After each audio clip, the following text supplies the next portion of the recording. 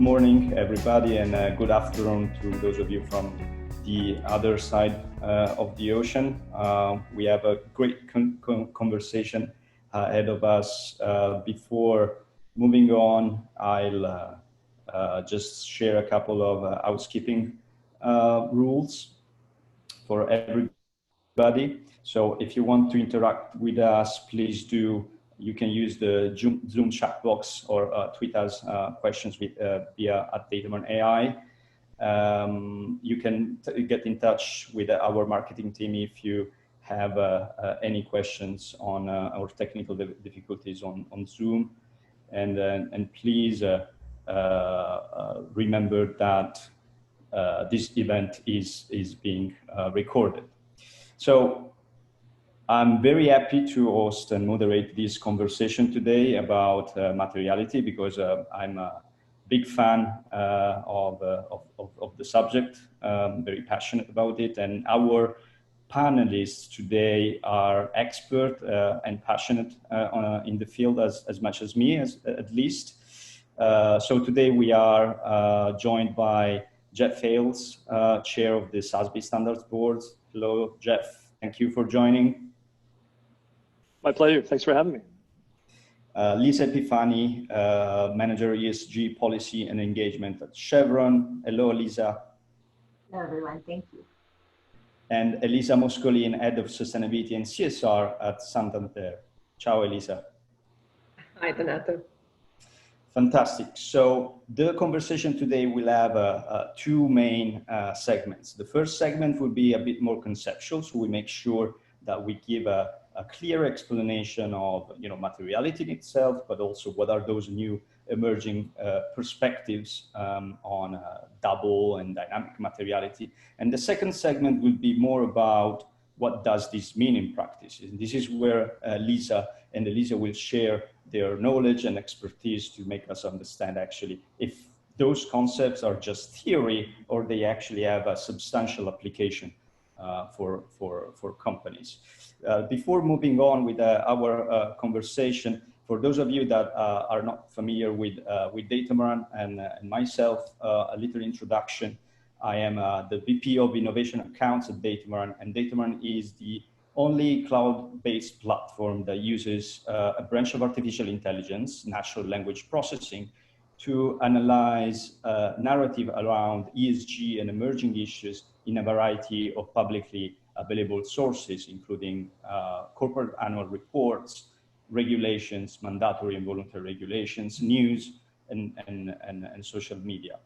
We work with many of the Fortune 500 companies, and they use our system to identify and monitor material issues over time. So before actually starting the explanation of what is double materiality and what is dynamic materiality, we want actually to interact with you, the audience. And to do that, actually, we organize different polls that we will call during the conversation. And we can call our first poll now. So the first poll is about your knowledge. Have you ever heard about double? Some people call it dual materiality or dynamic materiality before.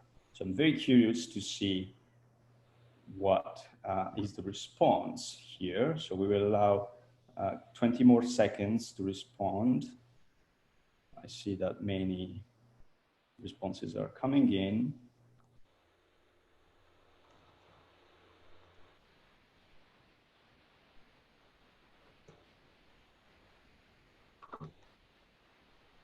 Great. So let's end the poll and share the results. So that's interesting, and maybe our speakers will want to comment as well later. We see a lot on double materiality, maybe a bit more advantage on dynamic materiality because the concept has been around for longer. It was introduced last year, as we will see in a bit. Many haven't heard about either double or dynamic materiality, and there's 1% that doesn't know what materiality is. For that person, don't worry, because we will also cover these basics. So let's move ahead. Let's start from the basics. And so materiality is an accounting principle that defines which information is decision useful. And companies, as well as investors, use materiality assessment processes to identify this information, essentially to gather evidence of decision usefulness and to explain what topics and what themes are material. What you see here is actually an extraction from our data set of 8,000 companies. What we did was querying our data set for all the companies that were mentioning materiality matrices or materiality processes and analysis and assessments in the reports. As you can see, there is a steady increase over time. And why is that? I'm sure later on, Elisa and Lisa will share their own experience on why materiality and materiality assessment processes are so important for organizations, but essentially for two main reasons, I would say. The first one is, of course, it defines the boundaries of what companies should be accountable for, so what should go in their disclosures. But second, it also has a strategic value, because it allows to identify what emerging issues are coming up and where the companies should focus on their strategies. Now, based on the definition I just shared, there are at least two main variables, depending on, importance to whom of the material issues. So what perspective, what point of view we're adopting, and also the time perspective, meaning how does this information change over time. Just to give you a very timely example, we all heard about the Black Lives Matter movement during this period, and the topic emerged quite rapidly as very important and very material at this point. So this gives us a concrete idea of what how dynamic materiality can be. Now, let's focus a bit more in detail on these emerging perspectives, double materiality and dynamic materiality. What I will give now is just the definition that comes from the document that are proposing these perspectives. Then I will ask Jeff to comment also in more broader terms what this implies for general materiality. But essentially, double materiality was introduced for the first time last July, as in the non-binding guidelines to the Non-Financial Reporting Directive, which is the EU regulation that requires companies of a certain size to publish non-financial information, ESG information, essentially. And according to the double materiality perspective, themes can be material from a financial materiality perspective, which means that they affect the value of the company in a broad sense, or topics can be material from an environmental social perspective, which means that the company has activities or operations that impact environment or society. What's interesting here is that the Non-Financial Reporting Directive is very clear in stating that the two perspectives are not unrelated or parallel, but actually there is a relationship between the two, and issues that have environmental and social materiality may have financial consequences at some point. So there is a sort of continuity between the two perspectives, which brings us to the idea of dynamic materiality, which was introduced this year in the World Economic Forum publication, Embracing the New Age of Materiality. And essentially the big idea here is that there is a path for issues to become financially material over time, and there are some triggers that make this process happen. So instead of looking at materiality as a static concept, it's more a process that unfolds over time.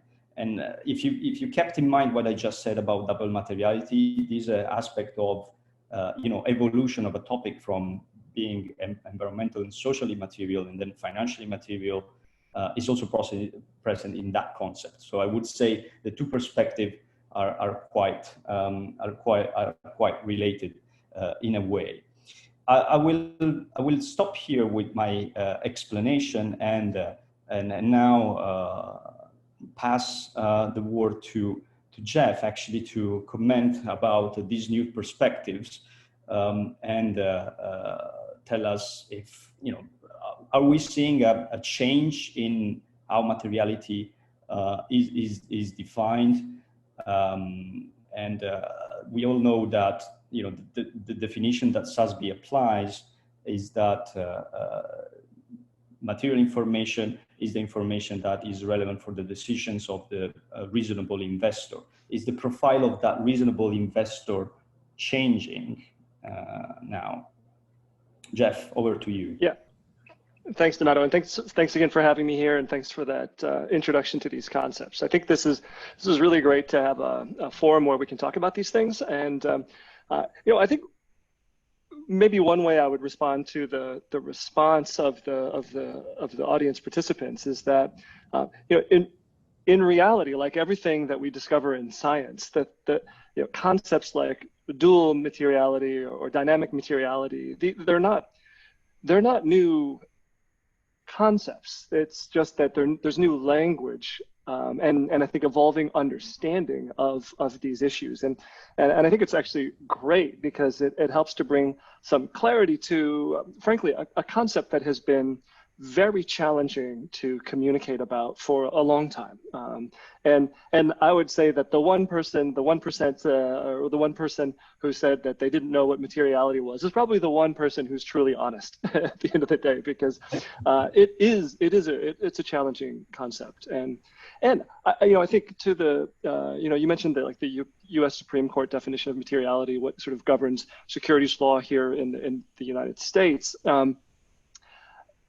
And in fact, maybe even more broadly than that, materiality is ultimately something that is entity specific, is in fact situation specific in that sense of securities law. Like what would an investor have come to a different conclusion had the set of information been different? So that is ultimately something that's very specific to a time and a place. But when we think about the role of reporting, the needs of stakeholders, what is it that companies need? What is it that investors in those companies need? What is it that the people who are affected by the operations of the company need? The concept of materiality is really important because it helps to guide the process of creating information. I like the way that you sort of teed this up as saying, like, information is meant to be decision useful, and decision usefulness really links to a specific audience. And that's where I think that these concepts of dual materiality in particular, and then layering on top of that a concept around dynamic materiality are really helpful for helping us to actually discuss these issues. So maybe to give a little bit of context for how we approach this at SASB, because to be clear, like at SASB, we don't try to set standards for everything that could be material, because it's impossible, because it's so entity and time specific. But we do think that there's a lot of value to setting standards around things that are likely to be material given a company's operations. And so maybe if you could go to the next slide. Yep. So at SASB, what we do, first, we start off by defining the audience as being a primary audience that tended to use information that comes from SASB standards is the investor community. And we mean that quite broadly, recognizing that investors are not a monolith. They include equity investors and other creditors, lenders, and recognizing that there are many different approaches that the capital providers of a company may take to making those decisions around how to lend capital to a company and how to exercise the rights that are associated with those positions. But what we do is at SASB, given that we're trying to speak to the investor community, is that we then think about what is it that a company does, and how does that relate to the universe of sustainability issues? So we've got 26 different issues we think about, and then we look across 77 different industries, and that creates a 26 by 77 matrix, which is 2002 different possible combinations. And it's really a way of thinking about that not everything is likely to matter to all companies, and no company is immune to considerations about, you know, environmental issues or human capital issues or social capital issues. But what exactly those issues and topics are that are most likely to be important for investors is going to depend on what industry you're in. So what we do is we think about what is prominent in terms of business models in a particular industry. How do we see that relating to issues around the environment, social capital, human capital, and then we look for evidence of investor interest, and we look for evidence of financial impact. How would these issues actually translate into, you know, a company's operating performance? How would it affect their financial position? How would investors consider this as part of their market valuation, or, you know, broader than that, even their company stakeholder engagement policies and their voting decisions that they would make. So that's the approach that we take at SASB. And so maybe going to the next slide. This is a version of the dual materiality diagram that you put up, Donato. And what I want to emphasize here is that I think that, you know, so SASB is clearly focused on the left-hand side of this, that we're focused on financial materiality. But we recognize that you know, investors actually, I believe, want companies to manage their relationships with all of their company's stakeholders. And you know, I'm sure Elisa and Lisa can speak to this. But you know, if you're a good company, you can't ignore key stakeholders. How could you, right? Like, you'd be irresponsible to not consider, you know, what was important to your employees, what's important to your customers, what's important to the communities in which you operate, and what are the natural resources that you rely on. But what's going to rise to the level of importance significant enough that, like, it would actually be part of the main things that investors would want to know about is going to be a different cutoff. So these two concepts are inseparable from each other, and that's the dual part of it. And the dynamic part is really reflected a bit more in the lower half of this figure, where you can see that for a number of reasons, there's going to be a shift, and the shift can cause what investors want to know about today for making those investment decisions and for engaging with companies.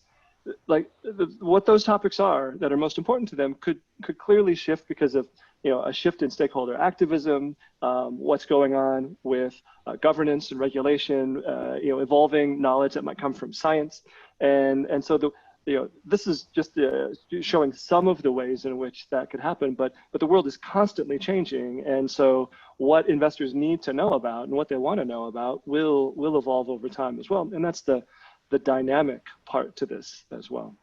Mm-hmm. That's very clear, Jeff. Thank you. So just to reassure about a bit our audience, because, you know, we bombarded them with materiality, double materiality, dynamic materiality. Do you think that these concepts, even if they're emphasizing different aspects of the idea, they're more or less pointing in the same direction? Or would you say that there is a sort of, you know, dichotomy or schism in the field? Yeah, you know, I think it's probably an oversimplification to say that, you know, 20 or 30 years ago, you could sort of think of materiality as sort of independent of what happened, of what the company is doing. It's like the company decides it, and that's just what it is. I mean, the reality is that companies operate in an environment, and they affect the lives of individuals inside the company, outside the company, and so these two concepts are totally inseparable, and yet there's a filtering process that happens. You don't need to talk about everything to everybody. And in order to be decision useful, reports, in my opinion, and I'm an accounting professor, so I have a strong opinion about this, reports have to consider the needs of the audience. They have to consider whom and the types of decisions that those individuals make. And that has to then be what is the target of used as a filtering mechanism to decide what is it we're going to include in a particular report, and how are we going to you know, highlight that for the given intended users of the report. Great, fantastic. So, Donato, Elisa yeah. here. Can I add to that? Because I think it's very interesting. I think that that takes us to the very core of ESG and sustainability. Ultimately, I truly agree with Jeff. Companies do not succeed in isolation. And the very purpose of sustainability, ESG, and also materiality is making sure that they take into account their impact on the ecosystem within which they operate and how this ecosystem impacts them. And only with this long-term view, and I would even argue mid-term view, they will really succeed and they won't be short-sighted or surprised by impacts that they hadn't foreseen. Thank you for sharing that, Elisa. I think that's having that long-term view is an important way to read these new developments around materiality. We're trying to extend the perspective of investors, of decision makers, and these perspectives of materiality are actually reflecting that long-termism for sure. So I would now propose to move to our second segment of the conversation. So hopefully this first part has shed light on what are the technicalities of the concepts. So that is hopefully clear for everybody now. But the second segment, as I mentioned, would be more practical. So I would say let's share our second poll. So we see what our audience thinks. And then Elisa and Lisa will comment on the results and share their experiences. So the second poll is, are you considering conducting a materiality assessment this year? If so, would you adopt any of these approaches? And the question is a bit difficult because, it could be difficult to understand how to do it right now, how to translate this in practice. But this is actually what is the topic of our second part of the conversation. On our side, at Datamaran, we, for example, release new functionalities to monitor how the topics change their importance over time. And we also recently updated our taxonomy of topics. We released a new ontology with new topics reflecting the reality. So that was our way to embrace the new perspectives that are emerging. I think we can stop the poll now and share the results. All right, so we have the vast majority, I would say, it's either not conducting an assessment this year, which can be also due to the fact that it's a very volatile year and it's difficult to predict what is going to happen in the future. But there is a big chunk that is not sure how to do it. 37% of our audience. So I guess that is a nice nudge for you, Lisa and Elisa. Trying to explain a bit how these concepts can be operationalized. But maybe we can start from the basics, like why conducting materiality assessments is so important. I'll let you decide who starts. I'm happy to go. Yeah, you go first, Lisa. Okay, very good. Thank you, everyone, for having me. I hope you're doing okay and you're staying safe in these difficult times. I really do appreciate the chance to share how we at Chevron are thinking about ESG materiality and our sustainability strategy. And I do want to emphasize, for the purpose of this conversation, I'm going to use the term ESG materiality. And it's a term that I think is distinct from the way that Supreme Court and the SEC define materiality for purposes of mandatory financial filings. So we've talked about the fact that the word materiality, the concept applies in a variety of contexts. It could be an accounting term, a reporting term, a financial term, a legal term, and now it's been really used in this ESG ecosystem with a variety of definitions and goals. And while there are a lot of differences about how companies and stakeholders may think about ESG and the use of ESG materiality, I think that there is a large agreement that ESG issues are an important component to performance, and they influence investment decisions. And that's why it's important for all of us to be able to talk about them and to use them not only just for reporting, but to build a strategy on what we learn from them. So determining which ESG issues are important is the big picture question of ESG materiality. And I'm really glad that Jeff touched on the fact that these concepts of double materiality and dynamic materiality aren't new, but they are useful new terms that help us really be able to communicate together about what we mean when we talk about them. So I think the spirit behind double materiality and dynamic materiality has existed for a long time in many companies' efforts to communicate about their ESG work, as well as their efforts to improve their sustainability performance. And for example, our human rights work has always focused both on how human rights laws or frameworks could affect Chevron, but just importantly, how are the communities where we operate being affected and are able to interact with Chevron. And so that's that aspect of that double materiality. And likewise, I think that if you read our sustainability reports over the years, you'll see that we introduce new topics or we get more deeply focused on different issues over the years. And that again reflects that concept of materiality, ESG materiality being dynamic. So like Jeff, I agree that while these concepts aren't exactly new, they are, and they're not changing how we're approaching reporting and strategy development, but they are very much helping enhance how we frame the ideas. And they're reinforcing the notion that ESG issues are holistic and interconnected, and they're constantly evolving. So now I'll turn to more of the practical side of how Chevron does its ESG materiality work and how that shapes our sustainability strategy. In a nutshell, Chevron's sustainability strategy is to enable human progress by protecting the environment, empowering people, and getting results the right way.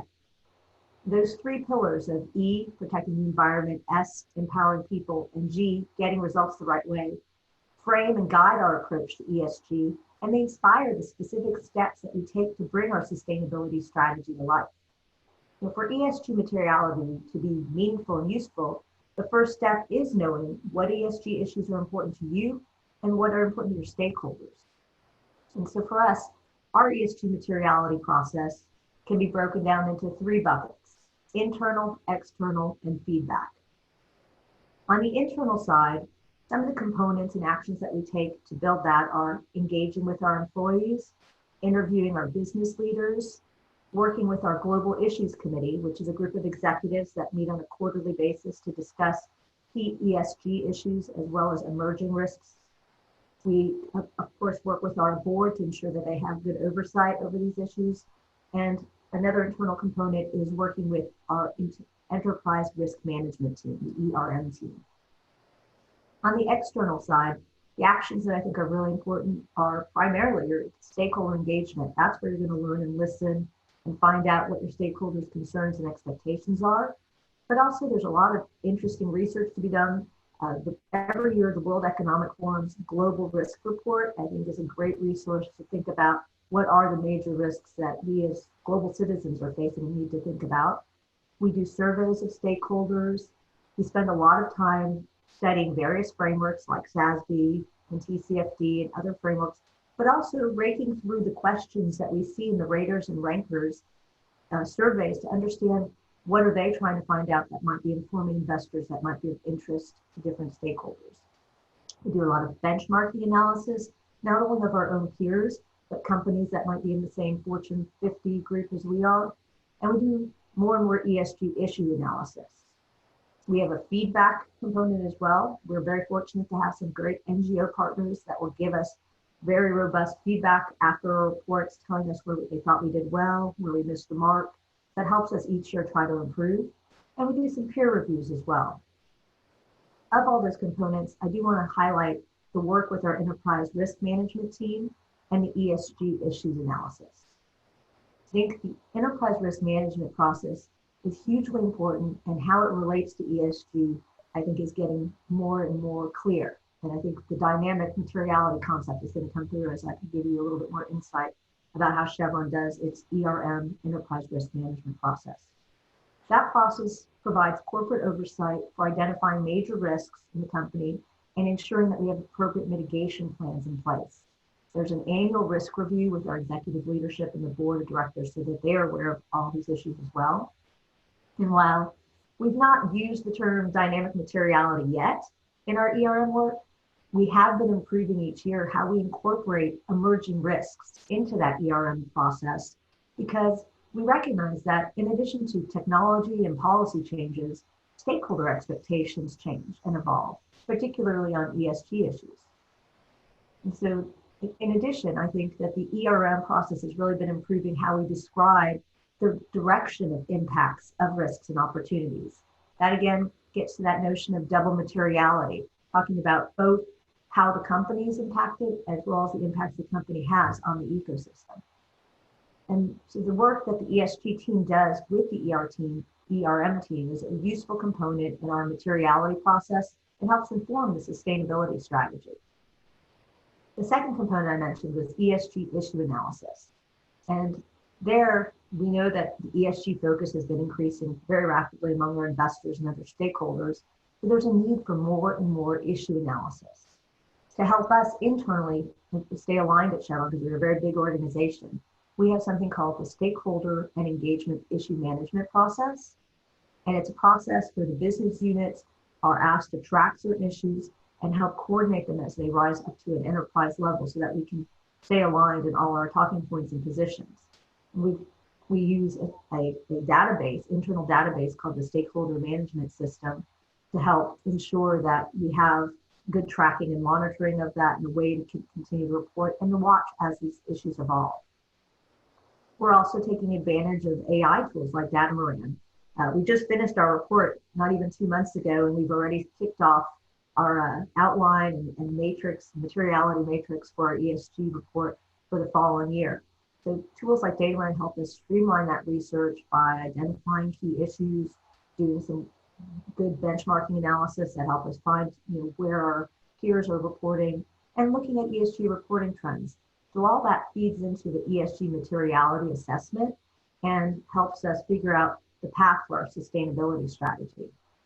To close, I would emphasize that how a company decides what is ESG material really shapes your reporting, but more importantly, helps you decide the path for your sustainability strategy. When you realize what's most important, you know you need to build metrics and actions and strategies to fulfill those needs. So the key ingredients that I would recommend are a clear process that considers the ever-evolving and interconnected nature of ESG issues, a strong commitment to listen and proactively respond to your stakeholders' concerns and expectations, and third, real strong involvement from your executives and board that they are part of the development and execution of a sustainability strategy that delivers value both now and in the long term. And with that, I'll turn it over to you, Lisa. So Lisa, what I'll maybe do is share some reflection on the back of what everyone said so far, because I think that there's some very interesting food for thought, and I'll try to be, as usual, provocative so that we have a debate and discussion. And I've seen some question coming through, which I'm sure, Donato, you'll walk us through in a moment. But just some reflection from my end. So I think, so we've talked a lot about reporting, materiality in the context of reporting, and to my mind, that what's important is that materialities assessments are not just done for the sake of reporting. That to me is a missed opportunity, and a lot of work that I think doesn't make justice of all the hard work that all of us do when we do a materiality assessment. So at Santander, we really use the materiality assessment to inform strategy. And we started our journey with almost a white piece of paper, and doing the materiality metrics assessment was so important.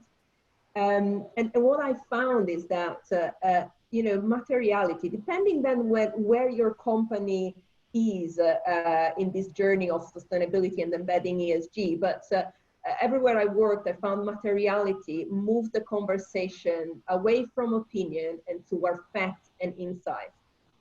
And I think this is so important because sustainability and ESG are too often treated as opinions. And especially, I like the yes from someone. I can see the pop-ups comments. So I don't know how many of you have sat at executive team board meetings, and suddenly becomes a debate, and more often than not, especially in the past, you know, a strategy or materiality would end up being really influenced by either the most vocal executive team member or board member.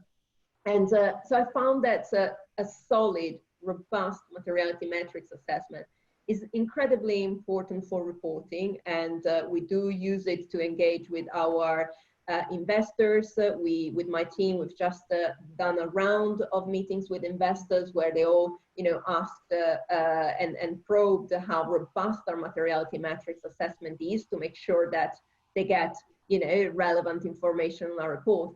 But I can't stress enough how important it is that it's used to inform your strategy, and you know, I think that there is this outward looking of, you know, it helps you inform external stakeholders, but in my experience, I found it very useful also to inform my internal stakeholders.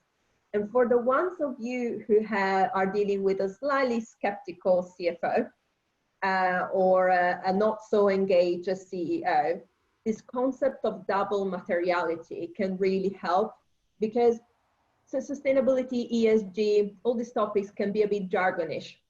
And many people, if they're not really familiar with these, will tend to, you know, say, oh, this is the hippie coming to talk to me about this, you know, save the planet, save the polar bears, where I'm in a bit of a pandemic, I need to save the business, and so on and so forth.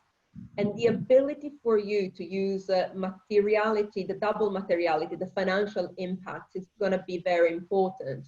So and we are playing with this. So with the wise guidance of Donato and his team, we are actually this year at Santander refreshing our materiality metrics assessment. We are exploring the double materiality, and we are going to use this to engage also in internal conversations.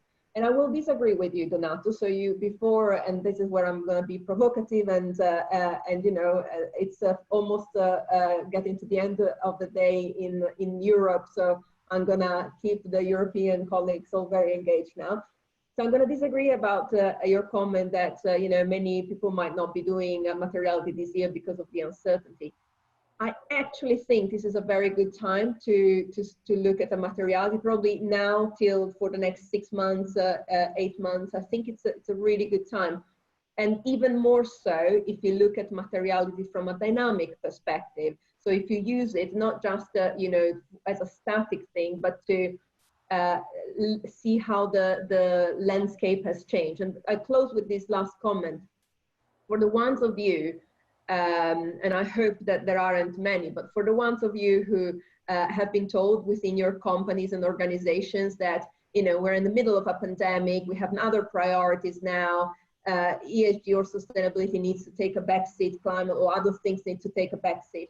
I think that a double materiality, a dynamic materiality done now, maybe even a light touch, can really help you to have those conversations and explain, actually, if anything, the pandemic has demonstrated that we need more resilient systems, and look, the topics are more relevant than ever. And these are the topics that are more relevant than ever. They're still making the headlines. What are we going to go about it? So I think, yeah, these are just some reflections on the back of all the very interesting insights that all you have shared so far. Thank you. And let me rephrase then, since you scolded me on my comments on the results. I completely agree with you that you know, the uncertainty is actually an important reason to conduct an exercise like a materiality assessment to get some clarity. What I meant there is that operationally this can be more difficult, and maybe you know, this can be also a question for you as well, because you know, typically materiality assessments are conducted with a lot of desk research and engagement, which takes time and absorbs trained resources from teams. Then there is also, you know, we all work in organizations, and the return on investment on projects, on research projects, is always an important point, especially when you engage with your skeptical CFO as well. Which we don't have, by the way. I have an incredibly supportive one, but in the past, I've known in the past that sometimes it can be tricky to engage, especially people who are now working in the financial services sector, who have a bit of a more, finance mind. Yeah, no, of course. I was talking in general terms, but essentially what I was trying to say is that comparing the amount of effort that you can take right now to gather all this evidence of what is material and the lifespan of the data, it can be tricky from a return on investment point. In other terms, you can invest 6 months in doing desk research and stakeholder engagement for something that is going to radically change in 2 or 3 months just because the context is highly volatile. But again, I think this ties to the idea of looking at materiality from a new lens. It's not anymore a project that you carry out every 2 years just to put a matrix view in the report, but it's something that is more strategic and has to be embedded. So it needs to be supported by the adequate tools that allow a dynamic monitoring process. And that this is also what we do, but I think besides showing what Datamaran can do, this is really something related to the context we live in. No, you're on a serious note, you're absolutely right. And we faced the same dilemma. It's a very delicate time for many businesses, and it's one in which the return on investment, the time that you can dedicate to projects is limited. And look, I'm saying this not because Datamaran is hosting this, but we found, of course, your platforms are quite a cost-efficient way of doing a double materiality, and I think that really helps. I mean, I remember the days a decade ago when we were doing a materiality assessment that would take 3-6 months of desk research. I think that technology has really enabled us to be much more quick, efficient, and somehow being able to use data to do the legwork for us. So definitely, there's always a balance in between how much effort and you need to put to get what you need. And I think that a platform like Datamaran really helps you to get that job done in a cost-efficient and resources efficient way. At least that's what we found, and that's why we've been able at the moment to execute this. And again, I'm not saying this, I always say this beyond having Datamaran on the line, but definitely a big jump from when we had to spend a lot of time and money having consultants going through many reports. And it was also the universe at which you could look at was quite limited, whereas now you can really broaden it and play with it and really get rich information. Can I add just one comment on dynamic materiality, Donato? So I agree conceptually with the idea. I think that nothing is static, and a good strategy evolves with the ecosystem within which it operates. However, being very pragmatic and having worked in big companies, I think it's important that this doesn't become just a very big intellectual exercise. And as well, it's important that this materiality assessment has some stability, because if you truly use it, like we have done at Santander, we've used it to inform our strategy. So our 4 strategic pillars are absolutely based on our material issues. And we're just about to embark now on a refresh and ambition review on a 3-year cycle.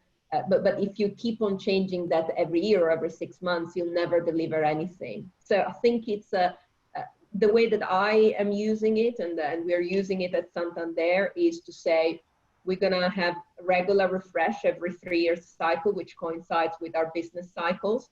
We'll try to keep the strategy stable enough, but adapt it with the reality within which we operate. And we'll do sense checks and use the dynamism of the Datamaran and the materiality metrics to provide more insights and maybe adjust a bit the weights of the priorities within our strategy.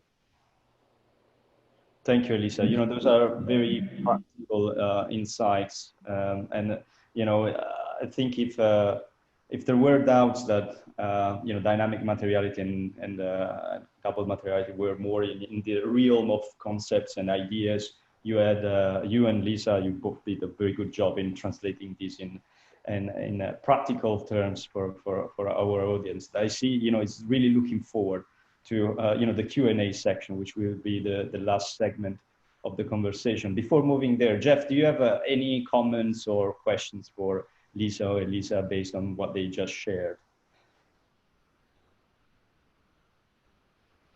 You're mute. Yes. Yeah, I was on mute. Yeah. Well, I thought I really appreciated the comments that they had and the way that they shared what they do in practice, and some things that resonated for me.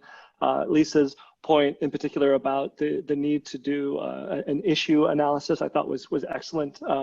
It's exactly what I think good companies should be doing. It sort of captures this idea that you only need to do it once if the world's static, but the world's not static, and so you need to continually be reassessing. And as a standard setter, I really value that because it helps us to sort of see what things are changing, what is coming to prominence, what is pretty well managed, no longer as big of an issue. And like we can't set standards at SASB for everything that might be material, but we also you wouldn't want to set no standards in the sense that, like, if every company is doing and reporting in a different way, there's not going to be comparability among investors. And so, comparability among companies for investors to actually make real high quality decisions.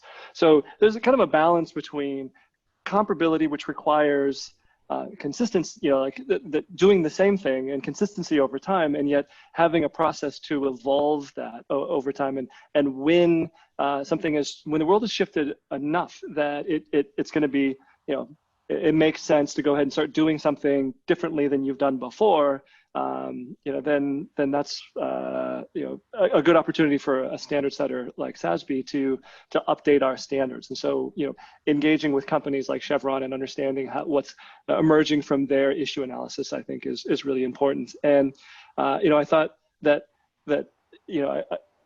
I also wanted to sort of cheer when Eliza talked about the importance of, this is not just reporting for reporting's sake. I mean, I'm a big lover of accounting information in general, so I would say let's report for reporting's sake. But actually, the reality is that it is only for decision making. It has to be actually about changing what needs to happen within companies so that they're managed better, so that the issues that are important are actually being addressed. And so tying it back to corporate strategy, I thought was a really great point.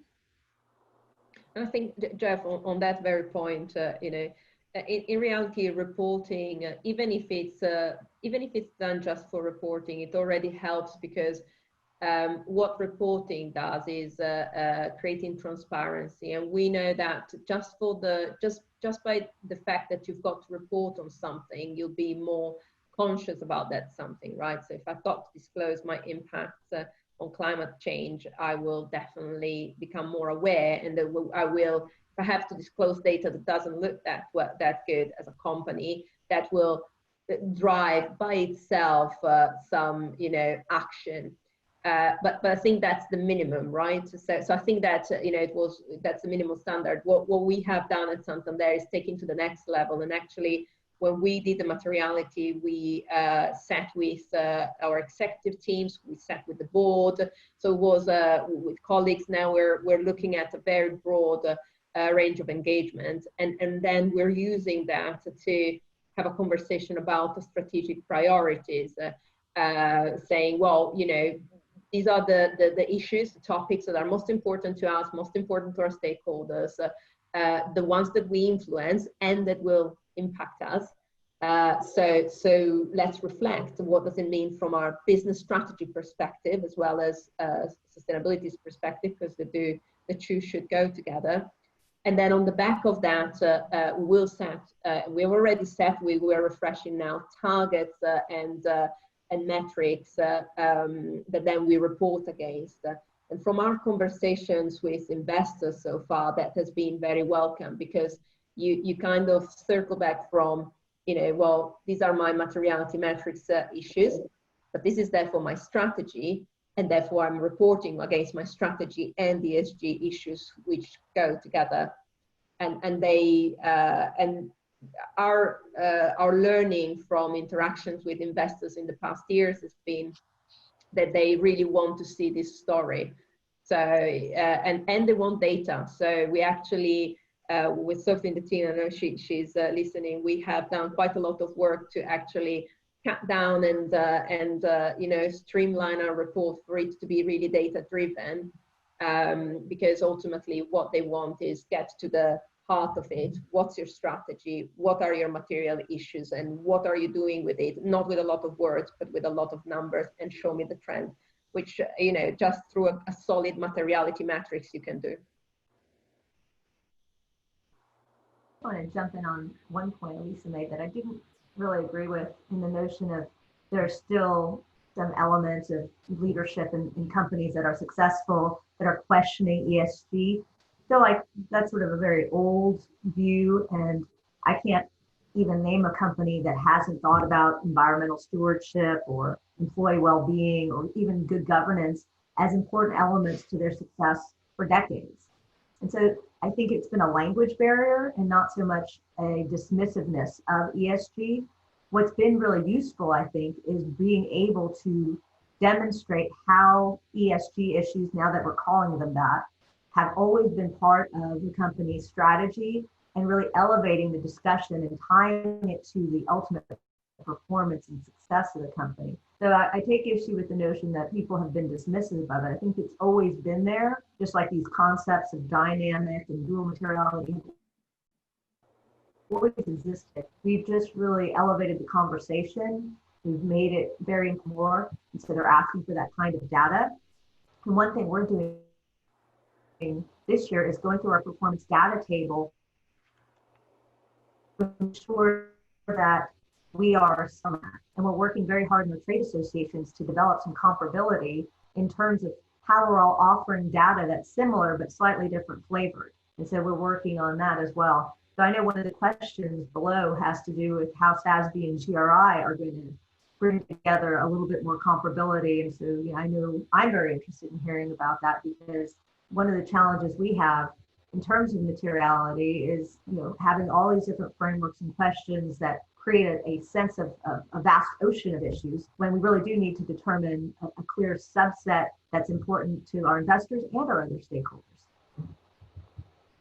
Great. So I hate to jump in and interrupt this flow of comments from the panel, awesome panel today. But I think we can transition to the last segment and finally get some interaction also with our audience. We are getting a lot of questions, so I'll do my best actually to pick up some of those, and also gather together those that are close. Before moving there, I'd like to run our last poll, because that actually will help us also understand a bit what our audience is thinking. So the last poll is actually asking, in light of this discussion, how do you value these new perspectives? Are they an improvement? Are they just interesting in theory, but not any practical usefulness? They are an unnecessary complication, or something else. You can tell us. So let's see. Results are coming in and are encouraging, I would say. I guess in a way this also reflects how we did our job of explaining double materiality. So if we weren't clear, probably the audience will tell us now.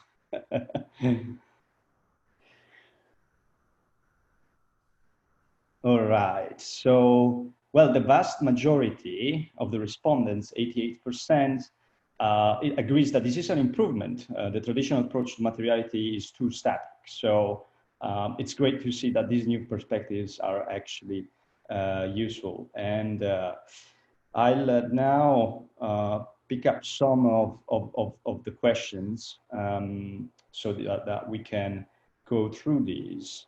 So for Lisa and Elisa, but also open to the others, do you see the updates to GRI standards and their definition of approach to materiality as changing how you conduct your materiality assessment, you engage your stakeholders, or produce your sustainability reporting? We use GRI to really inform our process. We've not issued a GRI report. We've been focused mainly on the IPICA API IOGP standards that we are very active in developing. The new change we made this year was to adopt a SASB index to show the data that we have been reporting aligns with many of the SASB suggested standards to report against. When the GRI standard came out, we've been reading it and studying it. We're looking at the things we do report, how they align with what GRI standards suggest. But I don't feel like it's going to change the way we've been approaching it in the description I've offered today of how we do our ESG materiality process.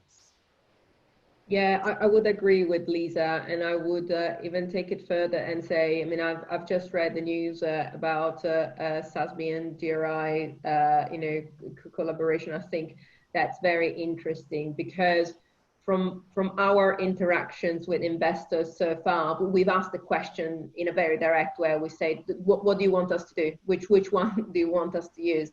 And we never get to a conclusion. So I think that I think standardization will be important. I think that the updates will not vary the way we do it. It's at the moment we're using it to inform us rather than as a very mandatory framework that we need to comply to. And investors seem satisfied with it, especially considering the fact that then they themselves, investors, would use their own frameworks to evaluate us and consider us, which makes it even more of a fascinating discussion. We probably need a separate webinar on this. I'll take note of that. So there are a number of questions on actually how the double materiality concept is reflecting the new GRI and SASB collaborative work plan. And Jeff, I think this is a great opportunity for you to tell us what is happening there. Sure. Yeah. So I think well, I mean, quite frankly, the reason that we are announcing this with GRI right now is because this discussion around dual materiality and the benefit that we've seen from helping people to better understand how these concepts are interrelated, it's sort of highlighted to us the importance of better communication around how our standards at SASB fit together with GRI's guidance as well. And so I think of the dual materiality graph that the EU developed as reflecting in concept the full materiality spectrum, the types of things that you might communicate to your entire set of stakeholder participants, everybody affected by a company's actions. You can think of the announcement with GRI and SASB as being reflecting that here are two sets of standards that we believe together can actually help companies to communicate to the extent that they feel that that's appropriate for their audiences on the full range of issues that relate to both sides of the materiality lens. It's going to come down to each company's own decision making to decide to what extent do they want to communicate what are their investors asking for, what's the information that they need. So each company should have that conversation with their investors, and then they also have to ask a similar question to who are the key stakeholders in our company, what are the issues that they want managed, and to Elisa again's earlier point, then they have to manage that. But that is probably going to involve measurements and gathering data, and whether it makes sense to go that extra step to communicate and to whom is a company that is a decision that each company is going to have to decide, which actually frankly is why GRI's materiality assessment process is designed to help companies to think through that. So I think in terms of what people can expect from the announcement with GRI, the biggest thing is we are trying to first communicate better around how the GRI and SASB can work together to address all the needs across this materiality spectrum. But we also want to understand better the extent to which companies who use both sets of standards or that don't, that that can communicate with us on why those decisions have been made, how they actually go about doing it, where there are frictions and where there are opportunities for improvement. We plan to include that in a report that we'll put out together with examples and improved understanding. And then the longer term effort would be to actually try to take steps to make it easier for companies that decide they want to report with both sets of standards. Is there a way that they can do that takes advantage of some of the natural efficiencies you'd expect there to be for companies? Great, excellent. So we have many more questions coming in, but I see that we already went over time. So for all those questions that I see that are more technical, like what goes on the vertical axis or horizontal axis, or how to find data and the evidence for double materiality, we are conducting a digital workshop on the 6th of August with AT&T. So you will receive an invitation for that one, so you can connect. And I'm happy to take the more technical questions there. Then I would like to thank our panelists for joining this incredibly interesting and timely discussion today. And do you want to conclude with a final comment, one sentence each? I'll start. I'll say, don't just report, do. Great. Yeah, I'll echo that and say, make the materiality metrics work for you. And you're probably already doing a lot of the work. So as we said, you just need to organize it and communicate it clearly. Fantastic. So thank you, everybody. Thank you again for our panelists, and have a nice rest of the day. See you soon. Thank you very much for having us. Be safe. Thank you.